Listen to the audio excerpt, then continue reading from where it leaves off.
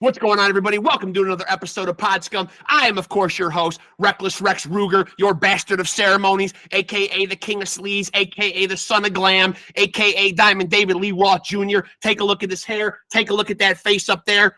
If you can't see the similarities, you got something wrong with your peepers. And the DNA testing will soon be conclusive and prove that you were looking at the Son of Glam, the front man for the band, adored by a million fans, Mr. Wop Boppa Loo Boppa Wop Bam Bam, Shazam, hot damn! I got the Freddie Mercury puppet. His teeth are out in full effect. We got a great episode. I am super excited, super stoked to have this guy on, man. We're on to it, man. He's here right now. Let's do it. I am pumped. Happy I was able to run this guy down, man. This is going to be a good one. Tony? Hello.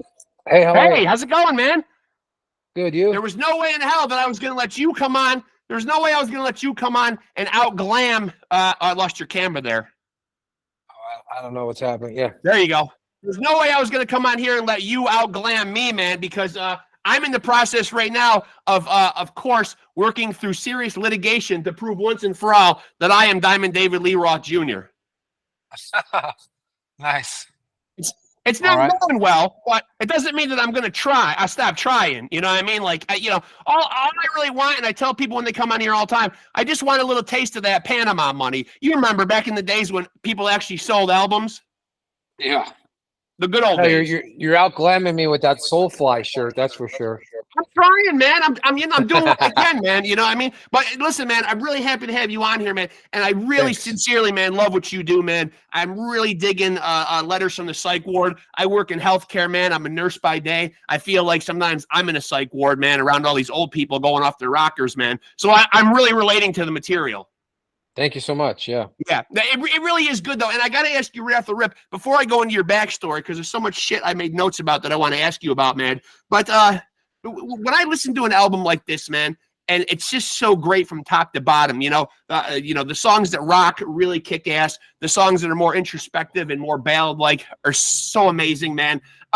Do you feel like when you look at where the music business is now, does it at all leave you as an artist of your immense talent? Does it leave you a little bit bitter to think if this was 1988, man, BLACKLIST Union would probably be the biggest band on the fucking planet? I mean, I have this conversation with my manager all the time. My manager is Paul Crosby from Saliva, who I've been friends with forever. And I mean, dude, the world is a fucking shit show. And that's one thing. I mean, Letters from the Psych Ward, that title comes from trying to stay sane in a world that's gone mad, Yeah. And I'm in too deep at this point to turn back now. So, I mean, yeah, the record industry is a fucking shit show. And right. It's like everything's a trend. Everything sounds the same. Like I know. We had these people in Seattle. We were working this single and they were like, we're very familiar with BLACKLIST Union. We love them because they don't sound like anyone else. I was like, thank God, because everybody's so uniform, dude, across the board. So right, and I know there's nothing we can do about it, man. I mean, ultimately, when I asked that question, we are where we are or whatever. But I just think back to like the days when a band that sounded like you would be, obviously, jet setting all around the world on the most monstrous of tours, man, would have all kinds of label support and advances, a la like a Motley Crue or something like that, and like maybe like circa 1987.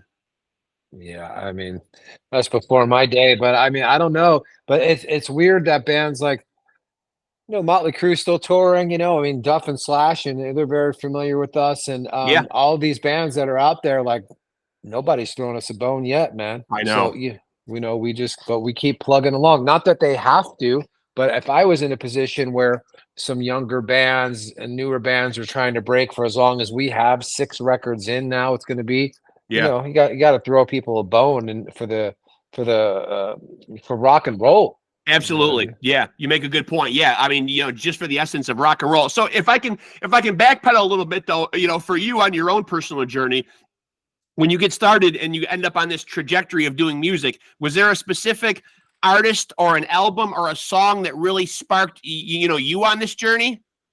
I mean, when I was a little boy, Bowie, Bowie was the one where I was like, that's what I'm going to do. But when I was a kid, it was a dude named Andrew Wood from Mother Love Bone that, I've had Kevin on the show. I love Kevin. Kevin Wood? I've had him on. Wow. Yeah. I sang in Malfunction with him for a while. I was going to get to that. I've got that written down here. I was actually even going to ask if Goodbye, Mr. Faded Glory was at all a nod to him at all. Oh, of course. Yeah.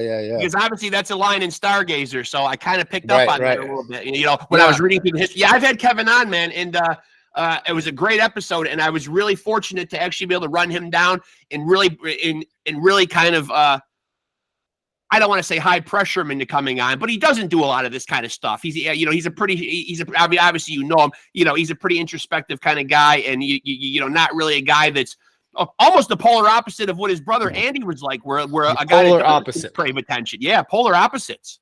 Yeah, there's some stuff going on there, but I had the honor of you know, singing in my hero's band for a while, and that was really cool. And because I learned everything I know from him, from Andy Wood. I know those songs inside and out, you know. So yeah. And then what happened was my buddy Mike Starr from Alice in Chains died, and I did a memorial show I put together with Mike Starr's sister Melinda in LA, and we did a set of Mother Love Bone songs, and we did a set of Alice in Chains songs for Mike's memorial.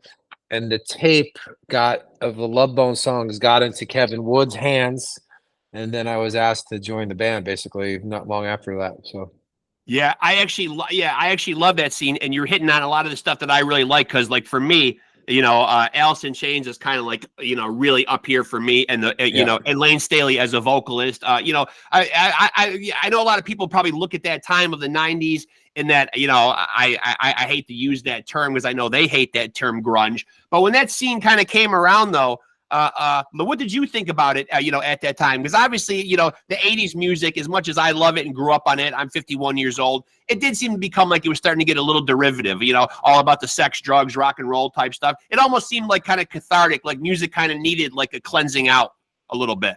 I think, you know, thank God for Seattle, because they knocked all the posers out of the way and got back to the essence of what's real and what's art, and, you know, creating and not following trends and stuff. They were carving their own paths, you know. So yeah, I love that. Soundgarden, Love Bone, Alice in Chains, even Nirvana, and yeah.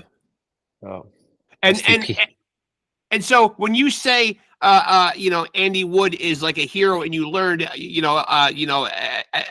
everything that you do, you know, from him, what specifically was it about him? What were the elements of him that you found you know, so enchanting that you wanted to adopt on your own? I mean, obviously I have my reasons. I kind of look at him as like a lot of those singers from Seattle, you know, I mean, like we're you know, very heavy, very dark kind of guys. He almost kind of seemed like, for a lack of a better term, almost like the David Lee Roth of that scene, where a lot of those guys wanted to shy away from fame. He seemed like he embraced the flamboyant, the fun part of it, where a lot of those bands were a little on the dark side.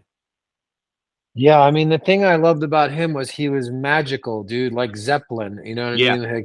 Like, Mother Love Bone, I think, would have been as big as Zeppelin, and he died at 24, dude, and his lyrics are prophetic. Like, you know, it's like he was a deep and is a deep spirit and soul, you know what I mean? And, you know, his songs are beautiful, and they cut through, man. Like, you know, they were magical and special and deep and spiritual. Like, I remember I went, so, you know, my swan song moment was singing in Seattle for Malfunction in front of all the camps, including Andy's mom. So, like, you know, Ben from Soundgarden was there, and Chad from Nirvana, and all these people were there. And I remember before I went on stage, I prayed on my knees, like, please God, do not let me make this about myself. Yeah. Help me be a channel for Andy's friends, his mother, his family, his fans, you know. And I got to sing in Seattle with you know, my hero's brother playing my hero's songs in front of his mother. I remember his mother's face was luminous in the crowd, like, and I had looked at her during we were singing a Love Bone song, and she had she was astonished, like her face looked astonished. Yeah. And I remember I could only look at her for a split second because I immediately choked, like I got choked up, and I had to turn away. And but that was one of the most beautiful moments of my fucking life, because I was like, I do not have anything to prove to anyone ever again, especially myself, Yeah. And it's funny because my crew guy, when we were done, my crew guy, Scott Willis, who worked with Saliva for many years, and we're walking in SeaTac, airport, Seattle airport. Dude, we're walking in the airport and I go, oh my God, listen. And we stop. Of all the songs in the world, they're playing Stardog Champion throughout the airport. Yeah. So, yeah. I mean, it was a very spiritual, That's beautiful. prophetic right there. That's prophetic. Yeah. and I get what you're saying there. There are those kind of artists that you can just kind of describe as like magical. And it sounds like, when you hear his peers describe him too, like obviously he was a roommate of Cornell's, I mean, like Cornell, I think what amazed me once and that I really picked up on in an interview with Cornell was that he said when they lived together, they would both kind of create a little bit. But he loved that free spirit of Andy, how Andy could just create where Chris was a little more analytical and just kind of, he talks about how he overanalyzed and just kind of like, self-produced himself a little bit. And Andy was a little bit more carefree in the whole creative process. Right. He was a little more free, like more of a channel. You know what I'm saying? So for you, when you're going to create music personally, your own individual process, like what is it like for you? Like, and wherein I mean, like I have a lot of guys on here who say they get a lot of their ideas. Oddly enough, I hear the car a lot, or at their day job, or you get your creative types who have to lock themselves in a room and they have to sit down and focus on it. For you, what's your individual creative process like when you're going to create music? I mean, I have a backlog of lyrics. The first three Blacklist Union records were about like casting out darkness. Like, after the morning, the first record, like my girlfriend died and I was devastated. And it was after the morning, MOURNING. And then I remember 10 days after releasing that record, my first wife died. So I had a lot of darkness, the second record, Breaking Bread with the Devil, which means I had a friend say, Tony with the devil, you should embrace God. I was like, look, man, that has nothing to do with the devil. What it means is inviting the wrong people into your heart and life. Yeah. That's what that title means. Then the third record, Till Death Do Us Part, I was so fucked up from all this death and sorrow. I don't even remember writing I remember a couple things of recording that record, but like, man, it was bad. And then so by the time Back to Momo came around, which I did with Todd Youth, I wanted to get back to the fun, like rock and roll, like the tits and the fucking parties and shit. You know what I mean? What we remember from the 80s. Yeah. I got lost along the way. Yeah. And then, Back to Momo was so fun and such a great record. I mean, the press in Europe especially calls it a classic rock record, which I'm honored, but then Todd died and then COVID happened, all those things. But after Todd died, I was like, I can't let this ruin my life. And I went to the Amazon jungle in Peru with the Shipibo Indians and I did ayahuasca. And that's what really got me on the healing enlightenment path that I've been on for several years now.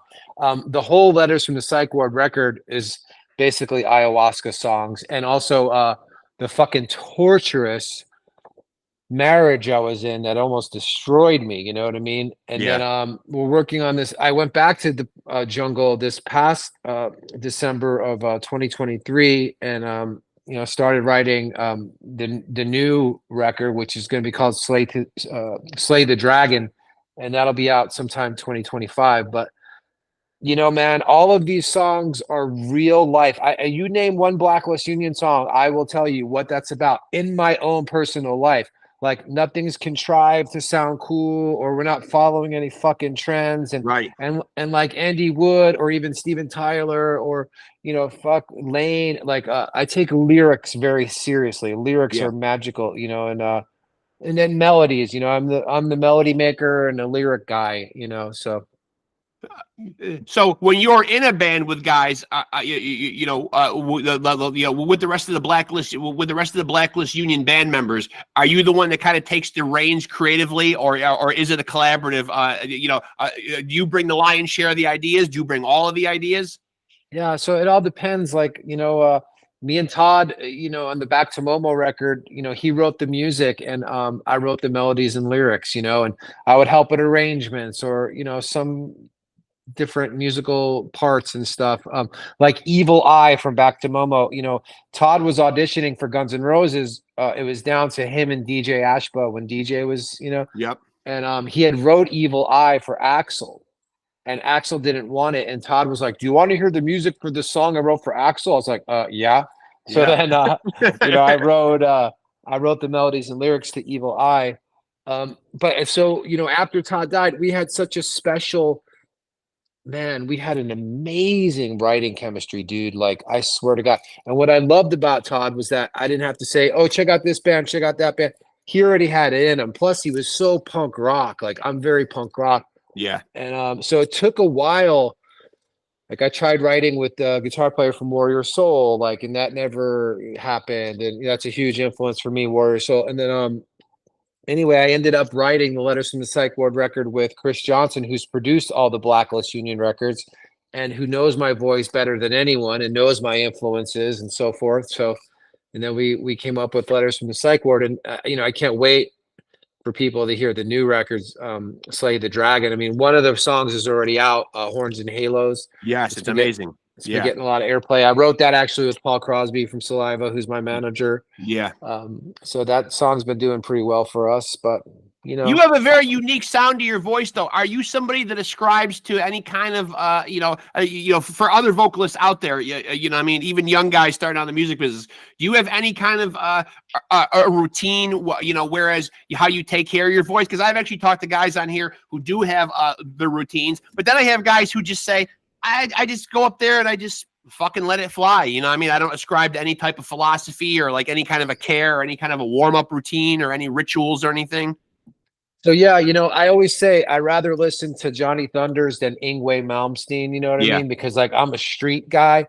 Yeah. However, and like I told you before, I learned everything to Andrew Wood. But so there was a dude named Ron Anderson who was a vocal coach who taught Elvis. He taught Lady Gaga. He taught Pavarotti. He taught Cornell and Axl. Yeah. And I actually had a session with him booked, and he died. So I was telling my friend Patrick Stone, who's actually sings in this band called Butterside, and then I don't know if you know who he is, but I was like, "Yo, I was supposed to meet with Ron Anderson, blah blah," and he goes, "Dude, I studied with him. I have all the tapes." And I was like, "What?" So, a couple years ago, I started learning Ron Anderson's techniques and stuff, man, and it's made such a huge difference. Now, it's good to have a little technique for sure, but like, the street element's very important to me as well. Sure. But I can't blow out my voice. I got to take care of my voice. I can't smoke. Fucking smoking cigarettes. Like, I want to breathe and I want to be able to sing. You know what I mean? So yeah. But yeah, so the answer is yes. Dude, I do a vocal routine pretty much one a day, and if I'm not doing my hour-long lesson, I'm singing 20 songs, cover songs or Blacklist Union songs. Yeah. I think you have to do it because I think a lot of times it gets taken for granted when you're the vocalist in the band because everybody gets up and plugs their instruments in, and certainly, with all due respect to them, your voice, the human voice is your instrument. You know what I mean? And that's the thing too with, I use in-ears. That was a game changer too. As a singer, you need to use in-ear monitors because I don't give a fuck if you're playing the biggest stadium or the smallest club. You can't count on the fucking mix to hear yourself. Like, you got to be able to count on yourself. And this just happened, which is in the news right now with Perry Farrell. It's been all over the place. I know, dude. So he's saying that he can't hear himself. And I can guarantee you, I mean, the band's loud as fuck, but I can guarantee you, because he's super old school, he's not using in-ear monitors. But you know who does? Axl. That's why he was able to nail all the AC/DC shit, nail the GNR shit consistently, because he can hear himself. Back in the day, Axl on a bad night was like Ethel Merman and shit. Like it wasn't pretty, you know what I mean? Right. So I think with Perry, he's getting older, and then look, as a singer, your body will naturally, like instinctively, compete with amplified instruments for loudness. Like it's not even something you can control. It's like instinct. You know what I mean? Yeah. So with the in-ears, it helps pull that back, rein that in. You have your own mix, and then of course, learning a little bit of technique always helps. And then I heard Perry is like chugging wine and shit on stage. Like, dude, he's like older, and save that shit for after the gig. Like, you don't want to fuck your voice up, Yeah. And I'm glad you brought up, I'm glad you're bringing up these technical things, because obviously in the last couple of years, we've seen legendary bands like Motley Crue and like Kiss, and of course now people are at concerts now, and it's not so much about being in the moment, but it's about putting everybody under the microscope and pulling out your phones. When you go, what do you think about these legendary bands if they have to beef up their sounds with backing tracks and this and that? If you're going as a fan, do you want to see, with talking about the punk rock attitude, do you like seeing the performance, warts and all, or do you mind if a band has to kind of like beef up their sound a little bit with some smoke and mirrors and some tricks? Dude, everybody uses backing track. My friend Paul, or my manager Paul, everybody's using them. Now, if you're using tracks for lead vocals, that's a different thing. I don't really agree with that, but especially for backups, because not everybody knows how to sing, especially the guitar players there's always exceptions, right? But I mean, dude, some of these people, like Vince, for instance, like he should probably use in-ears, and he's got to get himself, he has a little bit, but he's got to get in A game shape.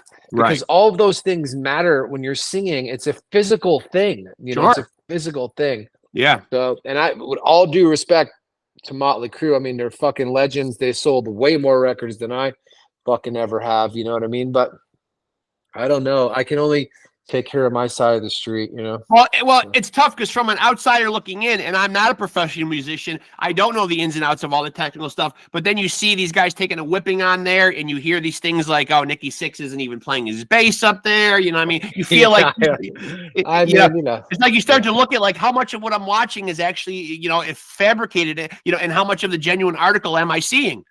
Yeah, I mean, it is show business, you know what I mean? Right. So, I mean, and Nikki Sixx sure can write a song. I mean, that's been proven over and over. No doubt about that. He might not be like Flea on bass, but who the fuck wants to be that? I mean, Flea does, but I don't need to be the best at anything, Right.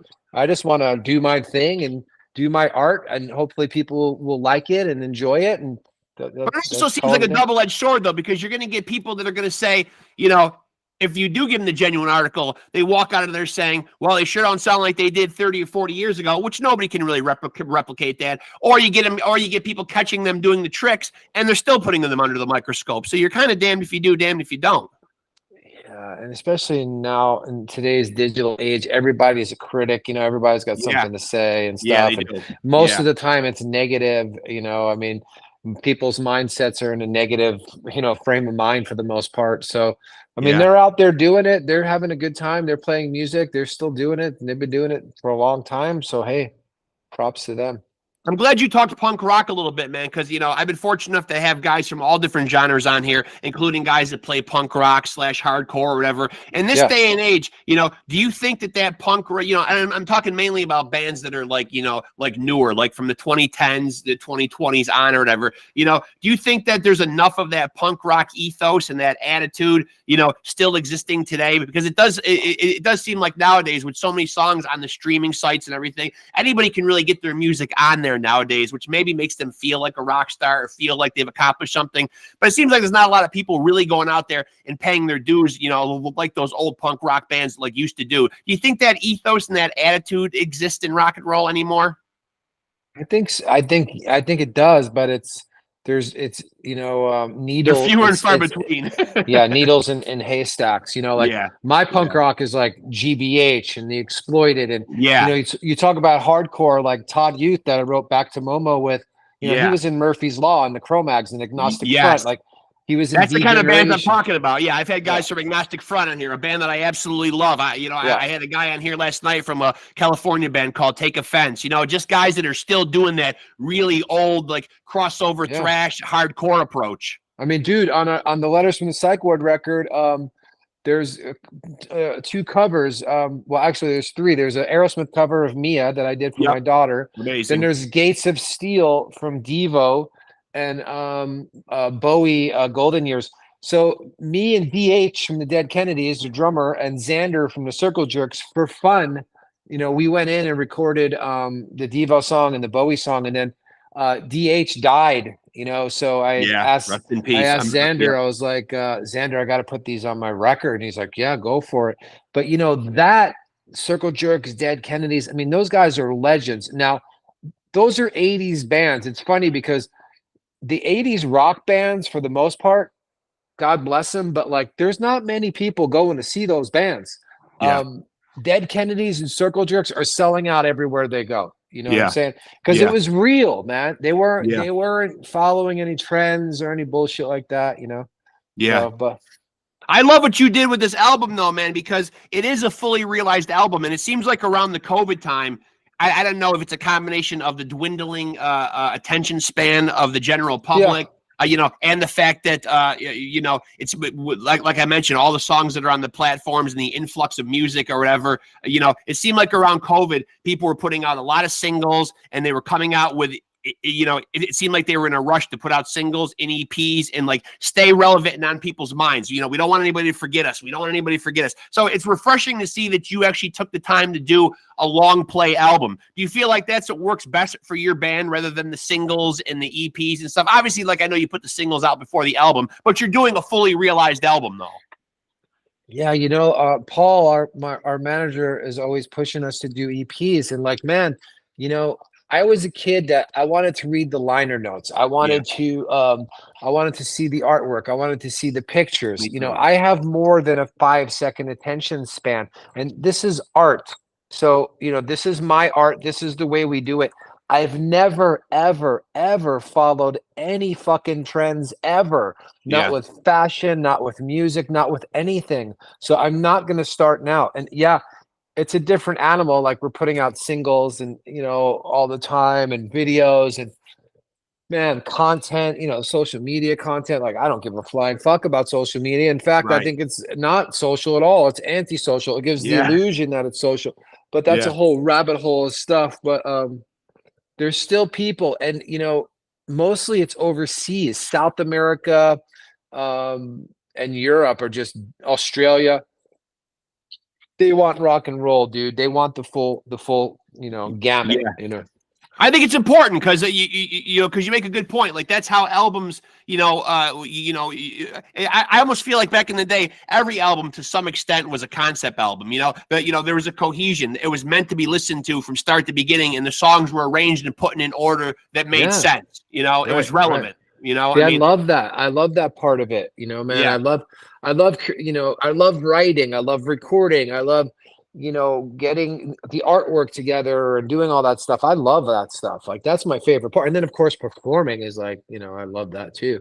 Yeah, so I'm glad you brought that up. It kind of segues into what I want to talk about. So touring, obviously, I've had guys on here, and we talk about touring, and again, going back to the day, 80s and 90s or whatever, when record labels existed, and you could get put on like buses and get flown and jet set and go on big tours or whatever.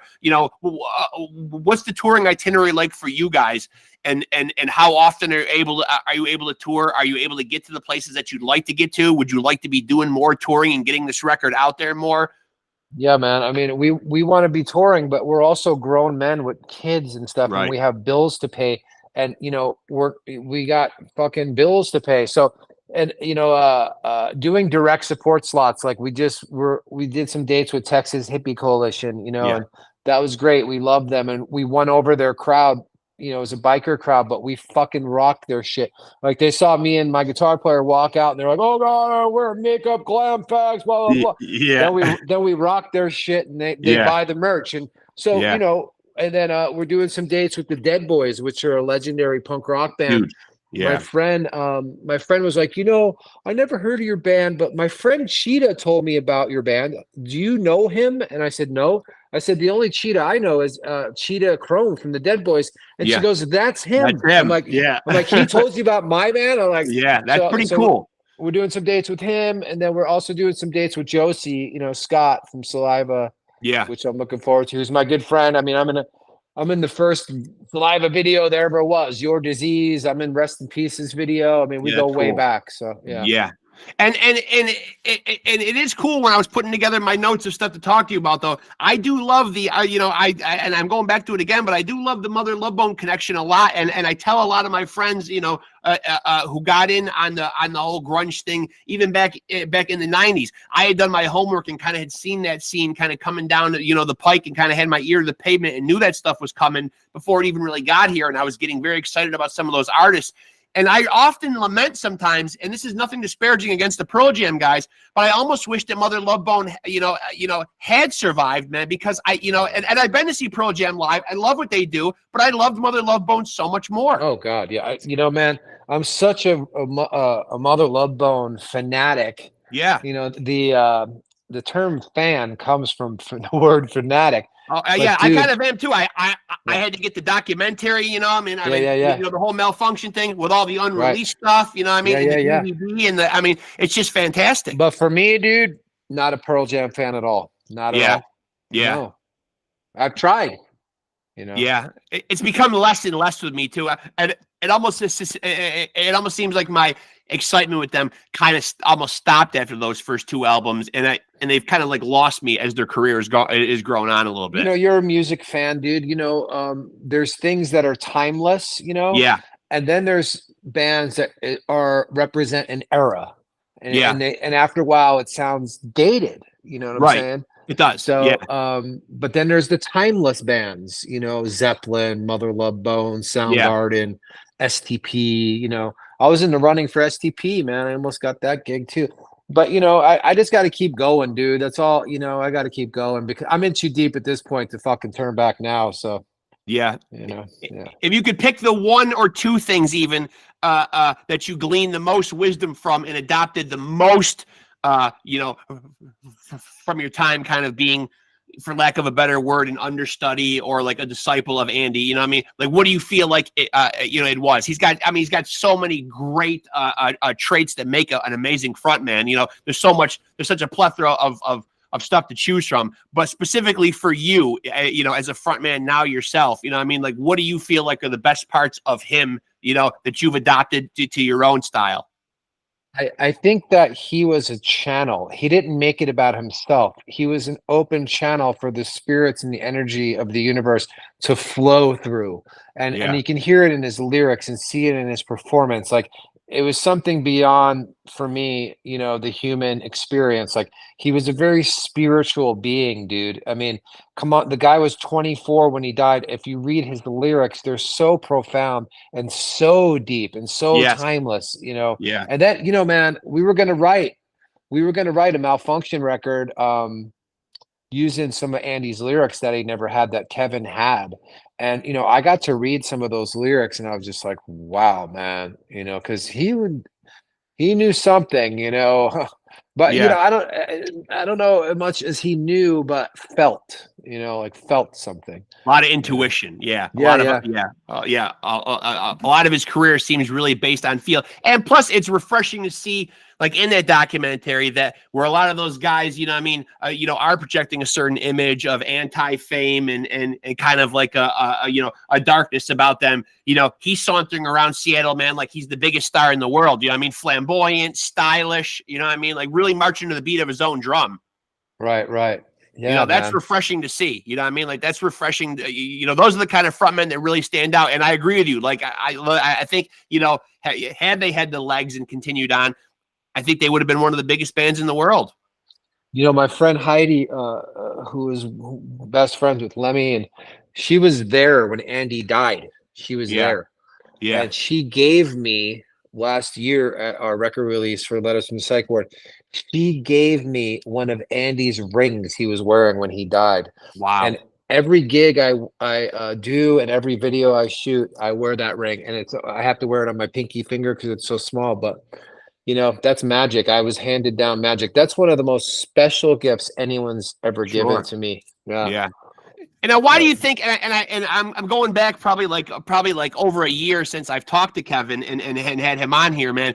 But in your opinion, man, such a happy, gregarious, you know, and of course this is purely subjective and just your opinion, man, and from what you know about him, man, doesn't seem like the type of guy who would go to that dark side of heroin addiction, and yet he found himself there, though. You know, what do you think it was, you know, when he kind of really was on the verge of really having the world by the balls, you know, that was pushing him to that side?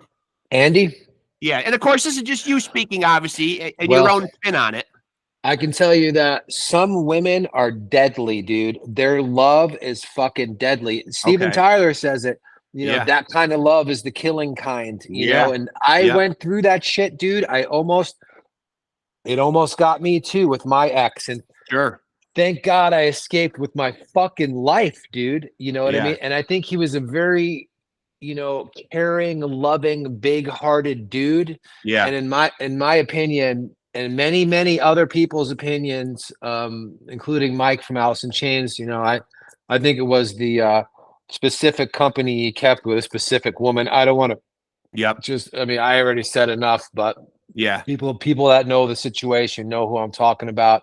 And there's a thing called psychovance, I think it's called, or there's a couple terms where, you know, I don't know, man. You know, Mike Starr used to cry to me and say, you know, that Andy's girlfriend killed him. You know, I don't know, man. That's my opinion, you know. So and of course, obviously, you know, to add that disclaimer in here, you know, I specifically, you know, I mean, like for, you know, for what you know of him or whatever, because it seems like obviously, you know, a lot of those guys, you know, obviously wore their heart on their sleeves in that scene and were, you know, extremely sensitive and you know, obviously, you know, superbly talented. And yet that plague seemed to find quite a bit of them. Obviously, we lost a lot of them.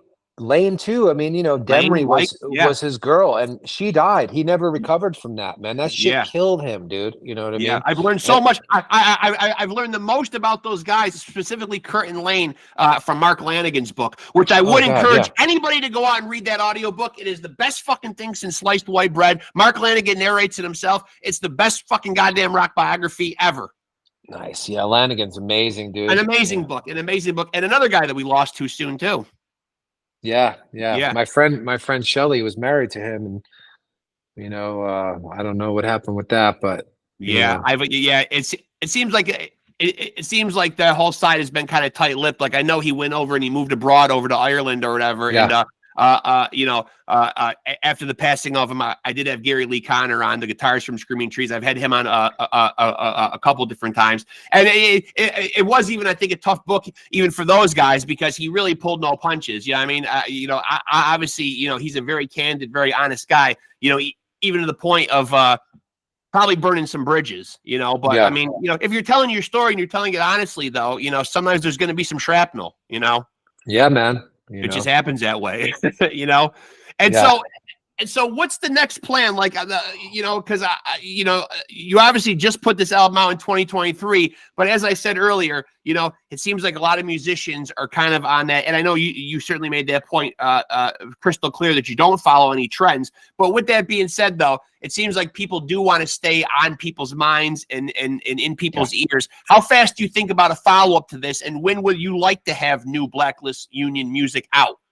Oh, it'll be out by the beginning, probably March of next year. Okay. The next full length record. Yeah. And I'm really excited about this one. There's some great songs on it. There's a song called Mississippi Moonhound, which is amazing. Up in Smoke is another one. We're doing this amazing cover of Don't You Want Me by the Human League. You know that song? Oh, yeah. Heavy. Yeah. Well, I am going to hold your feet to the flame a little bit because you did say you know, that you knew exactly, you could pinpoint like what you were feeling in some of these songs. And I wrote down some of the ones on the album that really stand out. Now, you addressed Mia, obviously that was a cover tune or whatever. What I really liked was Velvet Girl, because I really got that sense of a lot of blues, even with the harmonica. It really took me back to, you know, like almost undertones of like the, you know, because a lot of the hair metal bands, and again, a term they probably don't like, but the bands that I really liked from that 80s scene, though, had that blues element, i.e. like your Great Whites, your LA Guns, you know what I mean? It had that kind of sleazy, bluesy feel to it, you know? Where does that come from? You obviously have no problem embracing the blues, too. So, you know, I studied a lot of singers, and, you know, Steven Tyler, I went down the rabbit hole hard of studying Steven Tyler, but that's a very Aerosmith influenced song. Yeah. And then my friend Jimmy Wood, who's this famous harp player, played harmonica on it. Yeah. And he's an amazing human and player. But you know, Velvet Girl basically means how, you know, I'm a big fan of the vagina, and I want to grow a velvety. I just one. All I need is one. You know what I mean? And I'm glad you're here to clarify that. I'm definitely glad we clarified that. Yeah. So, Velvet Girl. I need a Velvet Girl. Like, you know. Yeah. So yeah. Now, one of the other ones that I really like, and I think this might be in that vein of when you're talking about, you know, obviously, like, you know, with dealing with girls that can be quote unquote on the snaky side. Devil with the Angel Face. Yeah. So, you know, Bianca from Betty Blowtorch, who was my girlfriend who died in 2001, she used to say that she was going to write a song about me called that. And she passed away. But so I wrote that about my ex-wife. That's about my ex-wife. There's a couple songs on this record about her. Devil with the Angel Face, The Queen of Everything. Yep. The Horror of Babylon. You know, Hollywood is basically Babylon. So yeah.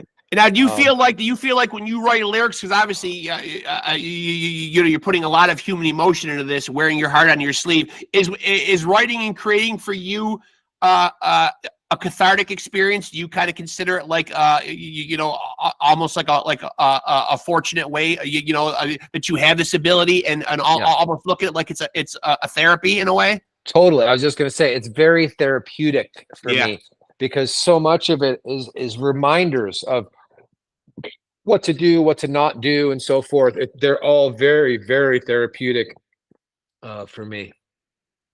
Man, you're lucky you get the opportunity to do that, though. You know what I mean? Because when you can express that, it's a lot cheaper than going and laying on a shrink's couch, too. Yeah. Well, now you can do it on Zoom, but yeah, that's true too. Yeah. So and you talked a little bit earlier about technology. Obviously, you know, when we went way back, you know, in the rock and roll days, you know, you couldn't go on and see Perry Farrell and Dave Navarro engaging in fisticuffs on stage. You couldn't go find out everything you wanted to know about your band on their webpage. There was an air of mystery and mystique to our musical artists. You know, do you like the advent of the technology and all this? I mean, obviously, it's great that we get to do this kind of stuff, and it is a promotional tool in a lot of ways. But, you know, as we said earlier, people are pulling out their phones at concerts. They're not really living in the moment. We used to hold up lighters, and now everyone's holding up fucking cell phones, you know? Yeah, you know, I have to accept the digital age, but I'm not a fan. I was just talking to my mom about it, how, you know, I love the pre-internet days, and, you know, the mystique and the mystery. You know, that's one thing about, you know, look at Guns N' Roses, like Axl, like, he doesn't engage in anything. People are still going to see him. Like, there's something to be said about that. You know, he doesn't fuck with the press at all, you know? Yeah. And he has that mystique. He has that thing. And that's definitely something lost. There's a few people that have it still, you know? Yeah. But I think about that, like, you know, like I've had people even from the genre of like death metal on here. And like, it used to be like, you'd see them maybe in a fanzine or a magazine, and you'd always just see like four guys, hair in their face, taking a publicity shot out in the fucking woods somewhere. And you would just look and be like, wow, this is fucking terrifying. And these guys are terrifying. You know what I mean? And there was an air of mystery to it. You'd hear these growls and these Cookie Monster-like vocals, and you wouldn't see these guys' faces, and you'd be like, wow, you know, I want to find the next heaviest thing. Like, this is fucking terrifying. Yeah, I missed that. I love that. I love that part. Yeah. And there was like a you know, a mystique to it. Now switching gears with the streaming platforms. Now that's also a part of the technology too. Obviously, it's kind of in a way kind of really like ruined the business, especially from the artist standpoint, and getting you guys paid the way you guys used to get paid off of album sales and everything. Is there a way that, and of course, again, this is just your opinion, is there a way the record companies or the industry could have got in on the ground floor on this and harnessed it in a better way so everybody could have came out happy? And what would that way would have been? I mean, I think so. You know, the last time I checked, Letters from the Psych Ward has had over 2 million album plays. Yeah. So back in the day, that would be a double platinum record. Right. You know what I mean? Right. So, you know, and it would have been some money in the bank to be able to tour and to do some fun, good things and go to Europe. We've been trying to get to Europe for years, and, you know, Australia and South America.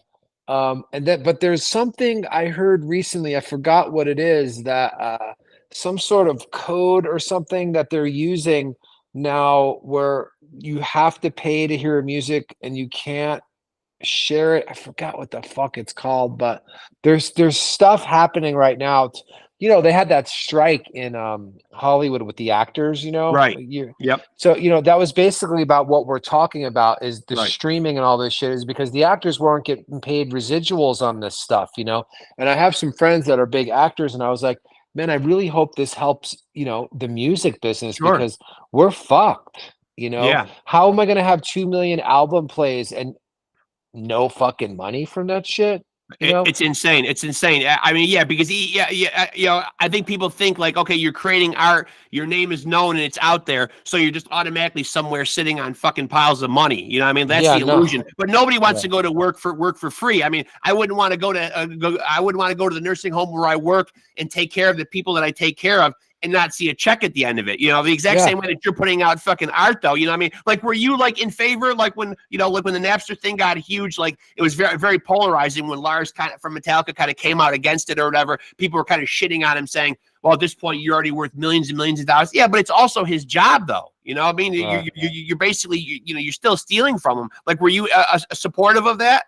I mean, I was a little young when that was all happening, but I mean, I remember it vaguely, but you know, man, something's got to be done about this. I don't know, man, what the answer is, but see, these are the sort of things that is very discouraging today, and for an artist, because we've had to pay for our recordings, we've had to pay for our product, we've had to pay for everything, you know, and it's not easy, man, you know, to be consistent and get the band on the road. Like, we're paying out of our pocket, to make sure this shit happens. Like, yeah, we can tour with Texas Hippie Coalition, or we can tour with the Dead Boys, or, you know, Josie, and like do well on merch and so forth. But, you know, we're still getting a tremendous loss, you know. But I don't know. I try to encourage people all the time too. You know what I mean? Like, and I'll say it again on here, when you're going out to see your bands, man, fucking buy, you know, certainly buy some merch. You know what I mean? Like, it's not the way, like it's not the way it used to be. You know, every dollar counts nowadays.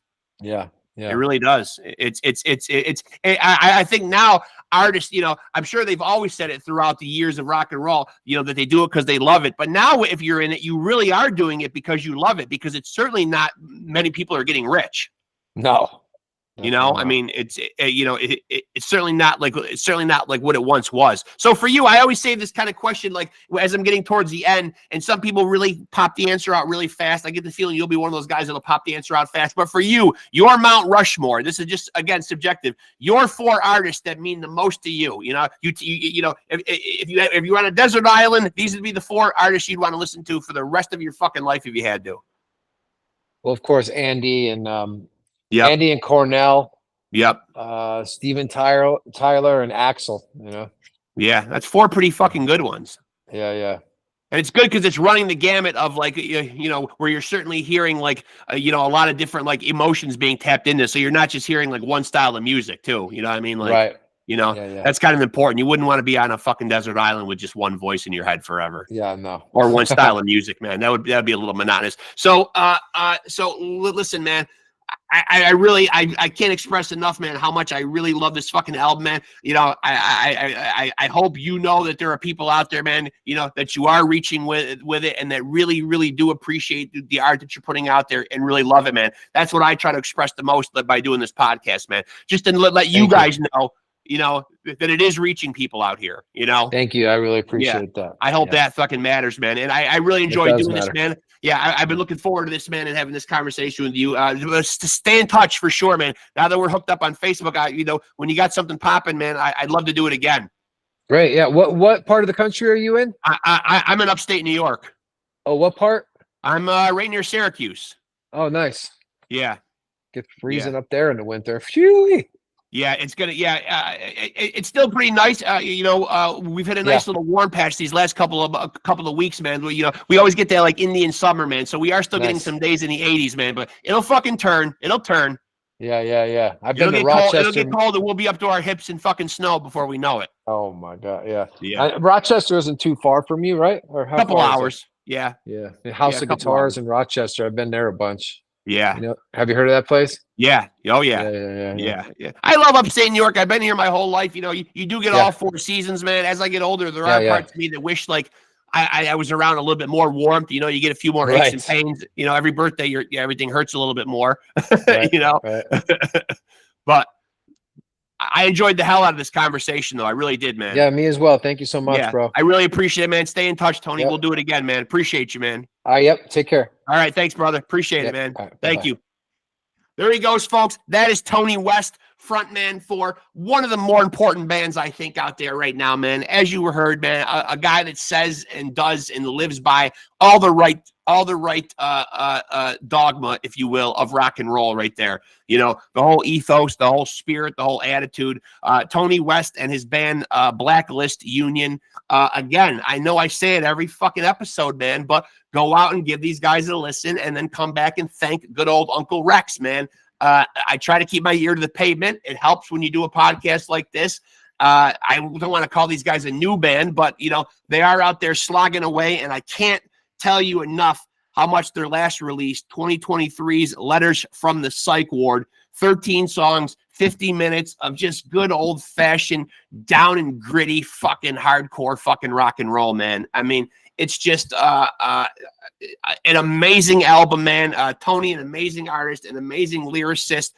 There's something for everybody on there. There's balls to the wall, in your face, slap you upside the head, fucking rock.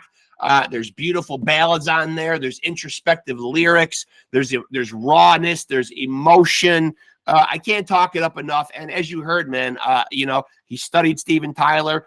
He's lived with and learned under the great, and I can't say great enough, Andrew Wood of Mother Love Bone, a personal hero and favorite of mine. You know, so he's been an understudy and a guy who's looked and analyzed and studied, man, you know, from the best, man, and harnessed it and uses it in his own career, man. And I can't talk this band up enough, man. BLACKLIST UNION. That's Tony West, the vocalist, man. And what a vocalist he is, man. A unique style. You know, I want to hip you guys, my audience, you know, to these guys, man. And I hope that you guys will get on board and listen to good old Uncle Rexx on this one, man. BLACKLIST UNION, an amazing fucking band, and Letters from the Psych Ward, which came out last year, 2023. And as you heard, hopefully new stuff from them coming sometime in 2025. Tony, one of those guys that's very prolific creatively. So he's going to get the material out there, man. A creative juggernaut, a force. As I said, this is 13 songs, man, and there's not a fucking clunker on here, man. And I know I talk up a lot of albums, man, but this one is all killer, no fucking filler. Again, I'm 51 years old. I just can't waste my time with any fucking filler. David Lee Roth up there, man. Pops would not have it, would not stand for it. The Freddie Mercury puppet and his fucking teeth would not fucking stand for it. We need all fucking killer. And Tony West delivers that, as does BLACKLIST UNION, his fucking amazing fucking band, man. I can't talk them up enough, man. And I enjoyed the fucking hell out of that conversation. I'm glad I was able to run him down and get him on here, man. So many, many thanks to him, man. An honor and a pleasure getting to meet him. Chances are very strong that we will be seeing him on here again, man. He's going to be a personal favorite of mine to have on this show. I will run Tony down again, man, because they are a band to me that are pushing boundaries and really embracing that spirit of rock and roll, man. And I really want to talk them up, as I did, letting Tony know at the end, and really give them their flowers and their just due and the praise that they deserve, because they've put out one hell of an album. And as Tony said, he doesn't follow trends.